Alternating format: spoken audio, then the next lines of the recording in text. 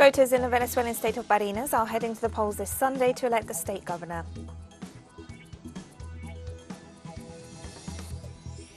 West African leaders gathered in Ghana's capital Accra on Sunday to discuss Mali's political crisis following months of increasing tensions over the timetable for restoring civilian rule.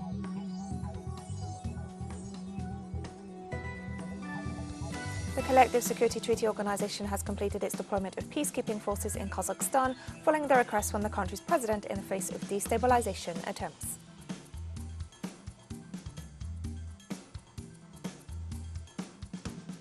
From the headquarters of TeleSUR English in Havana, Cuba, this is From the South and Katrina Goss. We begin in Venezuela, where voters in the southwestern state of Barinas are heading to the polls to elect their next state governor. 3 candidates are in the running for the governorship. For the Great Patriotic Pole Alliance, former Foreign Minister Jorge Arriaza. Representing the opposition Democratic Unity Roundtable Coalition is Sergio Garrido, and Claudio Fermin is the candidate for the Solutions for Venezuela party. Over 600,000 people are registered to vote in the state. The regional director of the National Electoral Council confirmed that all voting materials and machines, as well as the necessary biosecurity measures, are in place for this Sunday's vote.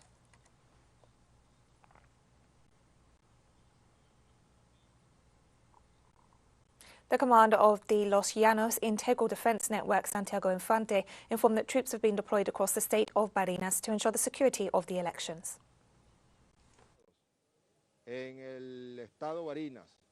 More than 24,000 members of the Civil Military Police Union have been deployed in Barinas State to guarantee the execution of Operation Barinas in support of the activities programmed by the National Electoral Council for the election of the governor of Barinas State, January 2022.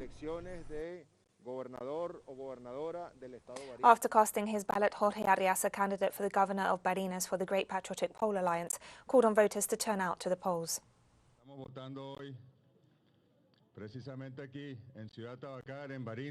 We are voting today precisely here in Tabacare City in Barinas.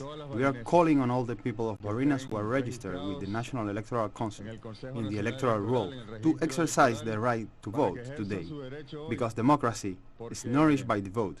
The vote in a presidential election, in a regional election, in a municipal election, for the National Assembly, but also for your community council, for your municipality, for your workers' productive council, for all the institutions involved of our participatory democracy. Jorge Arriaza also thanked the National Electoral Council for its work in ensuring that everything was in place for this Sunday's vote. The most important incident I can report is that in record time, at 8 o'clock in the morning, all the voting tables were set up and turnout is flowing smoothly. There were some incidents. Remember that vote buying was detected on November 21st, and as such the institutions are present. The armed forces with the Republican plan, the Public Prosecutor's Office, the justice system is also paying attention to those situations that constitute an electoral offense and that must be prevented by all means.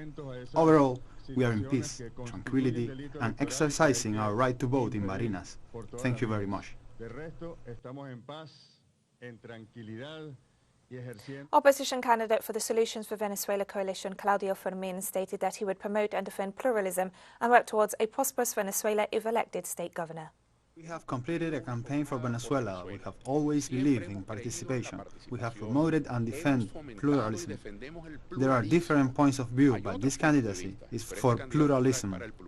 It is for inclusion, and in the name of those values, in the name of the reconciliation that Venezuela needs, in order to see investment, more jobs, for us to be able to move forward against poverty in a real way with our feet firmly on the ground.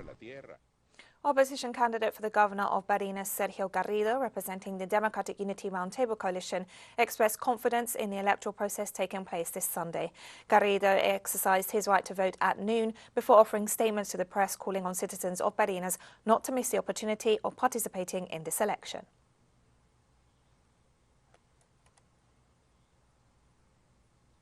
The United Kingdom's capital saw protests this Sunday against the continued refusal to return Venezuelan gold held in the Bank of England to the country's legitimate authorities. In a ruling on December 20th, Britain's Supreme Court overturned a prior Court of Appeal ruling on who the gold belongs to, recognising discredited opposition figure Juan Guaidó as the owner of $1.8 billion worth of gold held in the Bank of England's vaults, and not the legitimate and democratically elected government of Venezuela. Despite this, in practice, the UK deals with the Nicolas Maduro administration, highlighting the political nature of the case. In the meantime, Venezuela's population is deprived of key resources that would help the state address the economic challenges of the COVID-19 pandemic and the criminal United States sanctions. Completed for 3,082 posts around the country, including governors. Argentina's automotive production increased by 69% in 2021 compared to 2020. Meanwhile, according to data provided by the Association of Automotive Manufacturers, exports rose 88% year-on-year. Our correspondent Carolina Silvestri brings us more details. The automotive industry produced more than 400,000 units, a figure that indicates the possibility of maintaining sustained growth in the future. What can be effectively seen in this sector is that it has already recovered not only what was lost, it has largely surpassed what was lost during 2020, the worst moment of the pandemic, but it has also recovered compared to 2019. It is a sector that is clearly heading towards overcoming the double crisis, the crisis of the coronavirus and also the crisis that was generated in the last 2 years by the previous government, by the government of Mauricio Macri. According to the Ministry of Production, Matías Culfas, the automotive industry's future is very promising. We are already talking about automotive projects that have a national component of over 40%. We are talking about the fact that when we started, out of every 100 cars that were patented in Argentina, only 27 were of national manufacture, and now we have closed the year with around 88 cars out of every 100 patented of national manufacture. That is to say, it is a much more competitive industry, much more productive, with more national components, generating many jobs. Regarding exports, the president of the Association of Automotive Manufacturers, Martín Galdeano, reported that they increased by 82% and offered details on what remains to be done. Some laws that are in Congress, such as the Automotive Industry Promotion Law and the Sustainable Mobility Law, that are key to the future and the long term of our industry. General Secretary of the Argentine Union of Mechanical and Allied Automotive Transportation, Ricardo Pinanelli, expresses similar views. We have to push ahead with increasing national components. By adding domestic components, we will be able to export more and import some models that are required by a certain number of Argentines.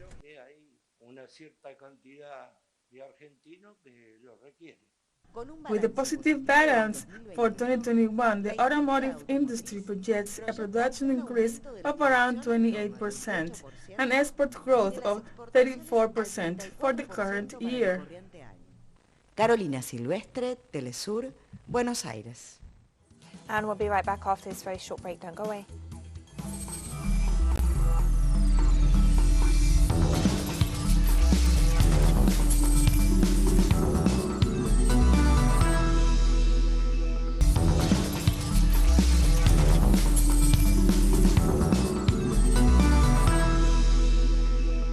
Welcome back to From the South. West African leaders gathered in Ghana's capital, Accra, on Sunday to discuss Mali's political crisis following months of increasing tensions over the timetable for restoring civilian rule after 2 coups and a military takeover in 2020.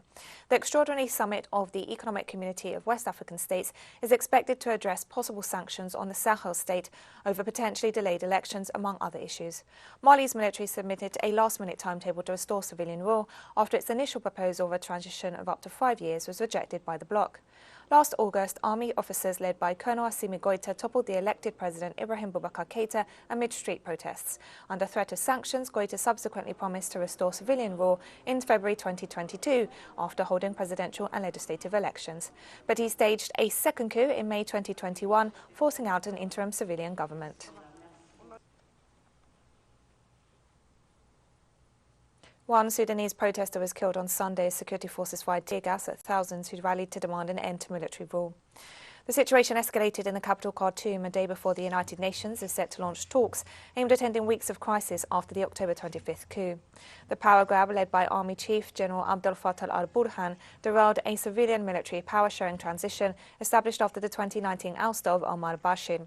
It also sparked regular protests by Sudanese demanding a return to the civilian transition in a country with a long history of coups. The Central Committee of Sudan doctors said in a statement that the latest fatality brought the death toll of protesters killed in anti-coup demonstrations to 62.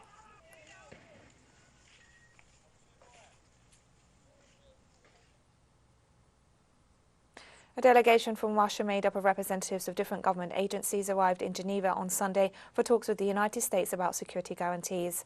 The meeting between delegations of the two sides will take place on Monday morning at the office of the US mission to the United Nations and other international organizations in the Swiss capital. The multi-agency delegation is headed by Russian Deputy Foreign Minister Sergei Ryakov. The meeting will be followed by discussions between Russia and North Atlantic Treaty Organization members on Wednesday and with a broader European audience on Thursday. The gathering takes place amid heightened tensions over Ukraine and new direct sanctions on Russian entities.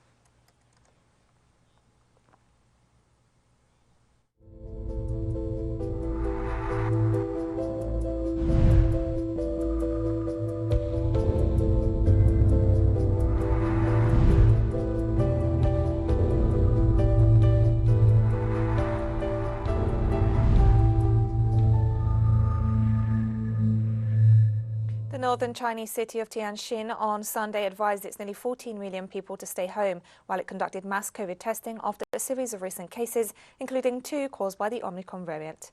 Tianjin emerged as a new area of concern after more than 20 COVID cases were reported in the last few days, most of them imported from abroad, according to the National Health Commission. As part of China's zero-tolerance policy towards COVID, the city located close to the capital, Beijing, launched its mass testing early Sunday, advising residents to stay at or near home to be available for the community-level screening. So far, however, no larger lockdown has been ordered.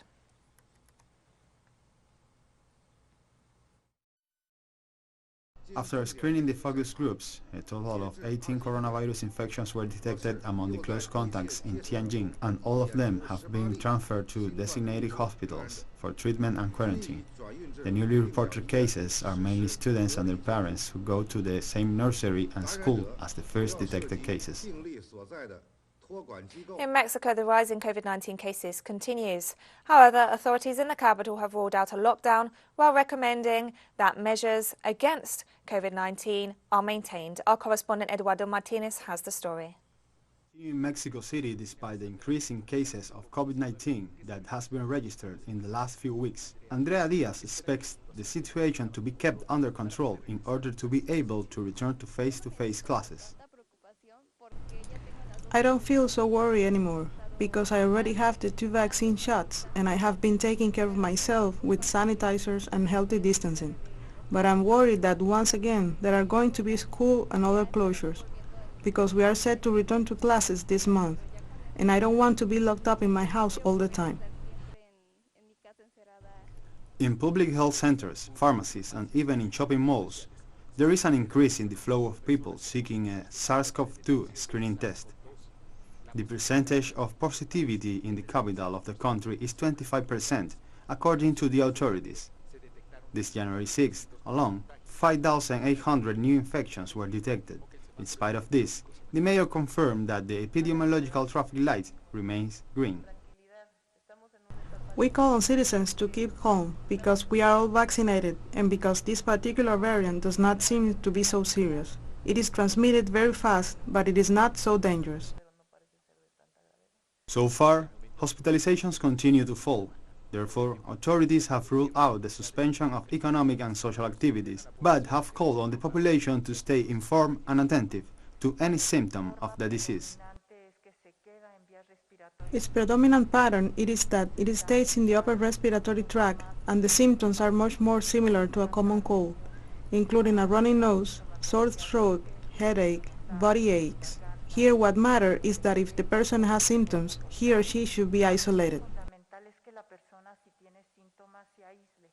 Those responsible for the health emergency in the Mexican capital also reiterated the call for vaccinations and announced that the booster campaign for the entire population over 15 years of age will be accelerated.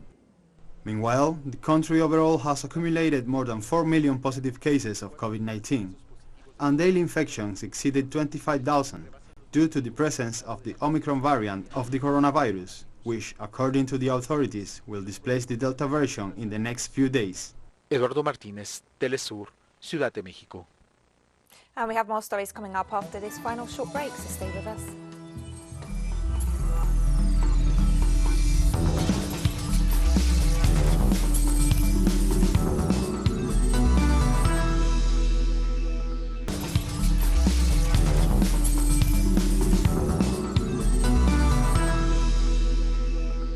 Welcome back to From the South. The deployment of peacekeeping forces of the Collective Security Treaty Organization in Kazakhstan has been completed, following the request from the country's president in the face of destabilization attempts. Order has largely been restored in the country following the major unrest, which began as peaceful protests against fuel price rises but spiraled into chaos and destruction of public institutions, in what the president stressed were coordinated terrorist attacks by foreign-trained sleeper cells. After a state of emergency was declared across the country, President Kassym-Jomart Tokayev asked member states of the CSTO to send peacekeepers to stabilize the situation.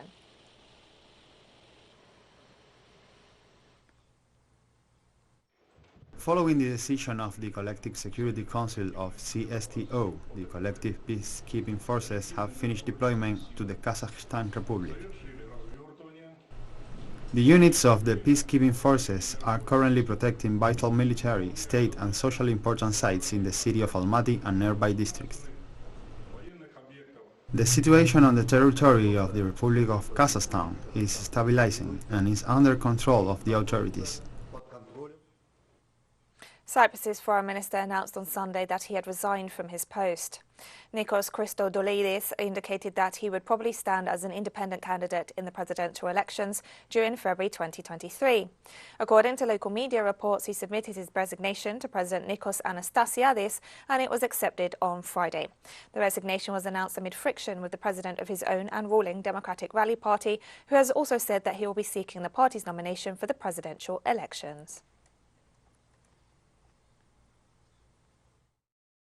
I have invited you today to the Ministry of Foreign Affairs to announce my decision to resign from my post as Foreign Minister.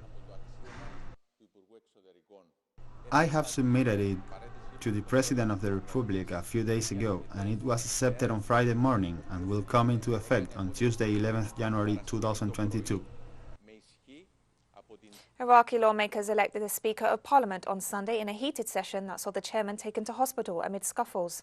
Lawmakers elected Mohammed al-Halbousi for a second mandate as a Parliament Speaker in an inaugural session that came 3 months after legislative elections. His re-election marks the first significant step towards the formation of a new government and a rare moment of compromise, as al-Halbousi secured 200 votes from the 228 members of Parliament present. Session Chairman Mahmoud al-Mashhadini was taken ill as angry lawmakers surrounded his podium, shouting over a vote to determine the largest coalition. Tensions have been rising between political rivals after national elections, which saw turnout of just over 41% in a country still recovering from years of foreign intervention and war and still occupied by foreign forces.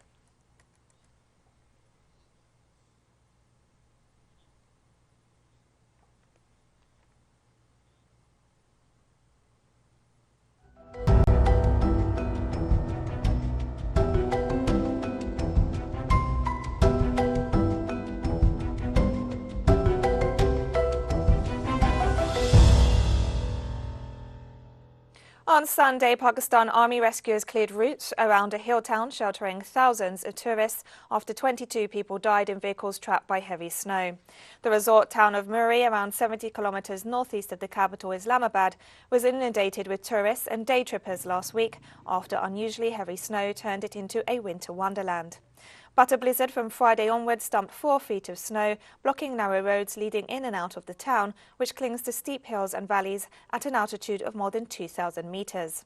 Stuck in their cars overnight, 22 people died from the cold or carbon monoxide poisoning from exhaust fumes. Among them were 10 children.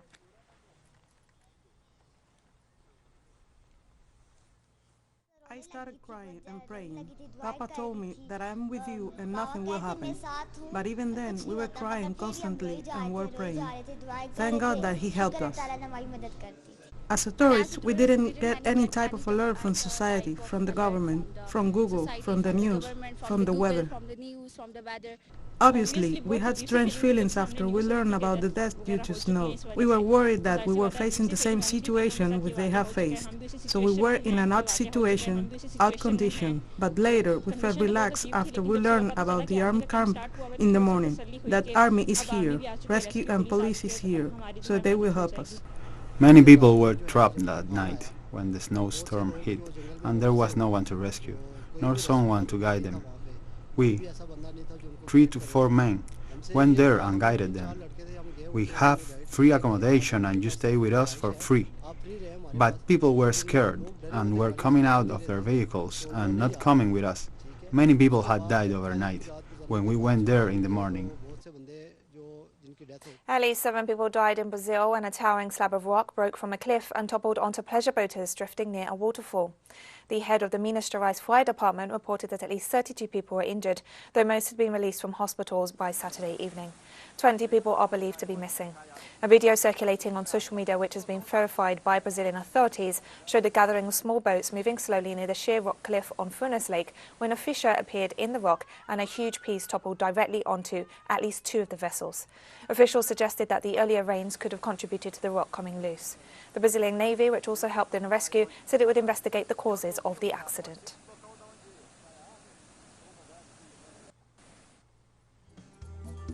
And we've come to the end of this news brief, but remember you can find these and many other stories on our website at telesurenglish.net. You can also follow us on social media for all the latest news. We're on Facebook, Twitter, Instagram and Telegram.